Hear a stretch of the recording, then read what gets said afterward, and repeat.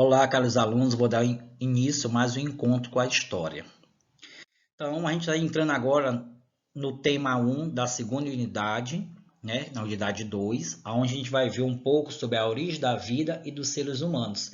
Vamos verificar, né, o ponto de vista entre essas duas teorias que têm realmente como base e evidência, né, a evolução e outra, a criação do universo e também dos seres vivos. Então, temos aqui a teoria sobre a origem do ser humano, ou seja, de um lado, o criacionismo, do outro lado, o evolucionismo. De um lado, o criacionismo baseia-se no livro da Gênesis, ou seja, na Bíblia, aonde é aceita por judeus, cristãos e muçulmanos.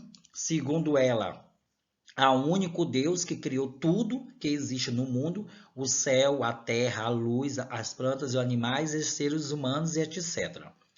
Os criacionistas, defensores da design e inteligência, aceitam a teoria da evolução da espécie, porém, mas afirma que Deus é quem seria responsável por ordenar o processo evolutivo.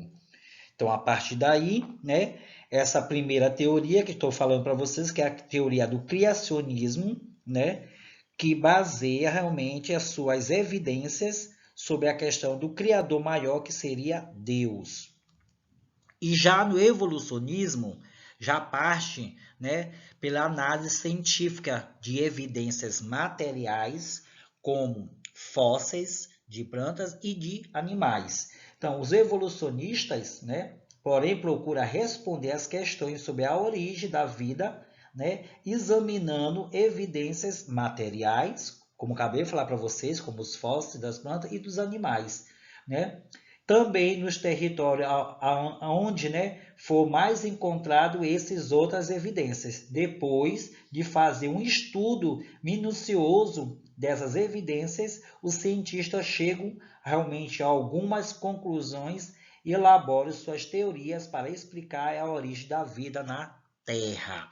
A partir daí, essa proposta por Charles Darwin no século XIX ainda hoje a teoria mais aceita pela comunidade científica. Os cientistas evolucionistas defendem que os seres vivos evoluem e passam por transformações ao longo do tempo, dando origem a novas espécies. Por isso que também nessa teoria evolucionista tem um processo, né, que é o processo de seleção natural, aonde os seres vivos mais bem adaptados ao meio ambiente conseguem sobreviver, enquanto os menos adaptados tendem a desaparecer, de acordo com a teoria evolucionista. Então, a partir daí, a seleção natural parte dessa ideia, né? Parte dessa evidência, onde os evolucionistas diz que o mais forte sobrevive e os mais fracos têm a de morrer. Os criacionismo, né, que são criacionistas, defende que a partir do momento que afirma que Deus que seria o responsável de realmente de ordenar todo o processo evolutivo na Terra e também do desenvolvimento do ser humano. Já o evolucionismo parte pelas evidências, né, deixadas pela questão, né, de materiais como fósseis e plantas e animais para poder dar uma explicação e conclusão a respeito, né, dessa análise científica baseando assim nessas evidências.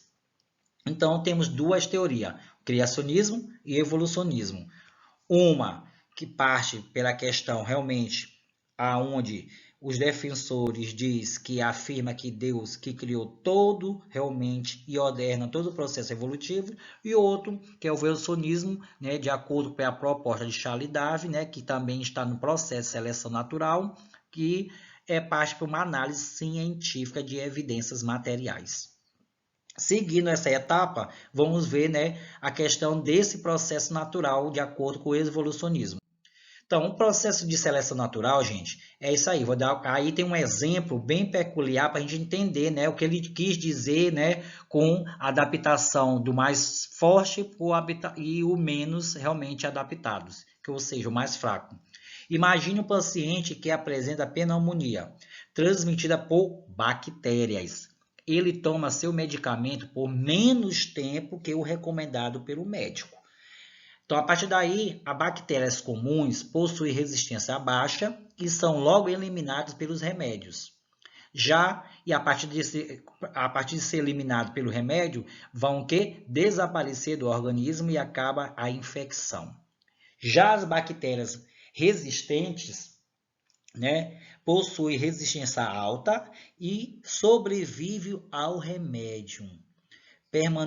Vão permanecer no organismo e vão ser o quê? Reproduzirem. Então, a partir daí, eles vão permanecer no organismo e se reproduzem, porque a resistência essa infecção vai fazer o quê?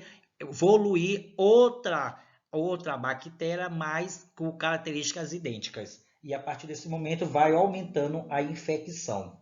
Então, aí a gente percebe a bactéria comum é uma questão menos adaptada, ou seja, mais baixa, e a bactéria resistente é o que possui adaptação mais alta por conta da sua resistência. Seguindo esse processo, a gente vai ver o processo da evolução do ser humano.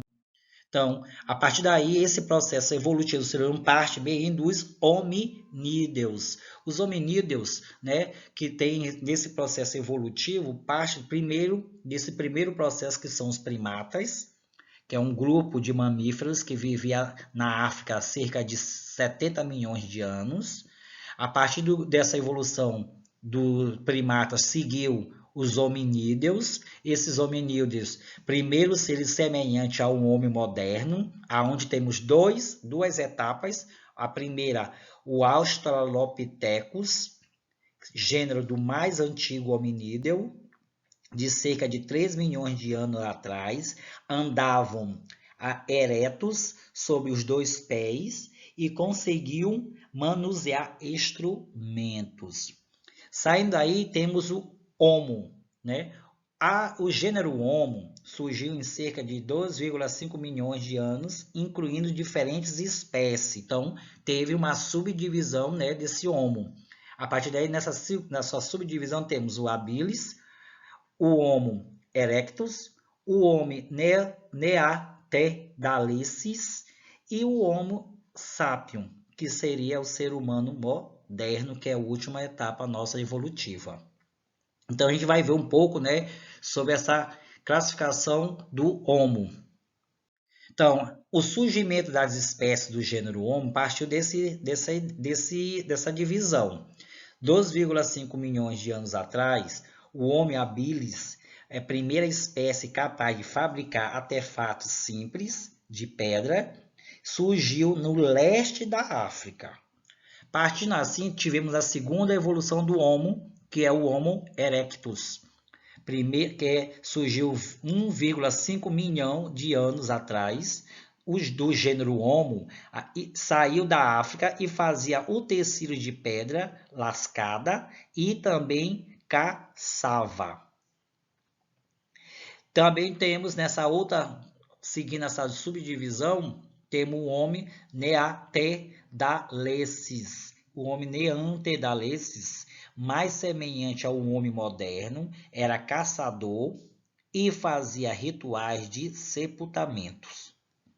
E o último, 200 mil anos atrás, o Homo sapiens, que é o ser humano moderno hoje. Espalhou-se em todo o continente, fazia instrumentos sofisticados e desenvolveu a linguagem, a comunicação, o diálogo, e fazia essa comunicação na própria espécie.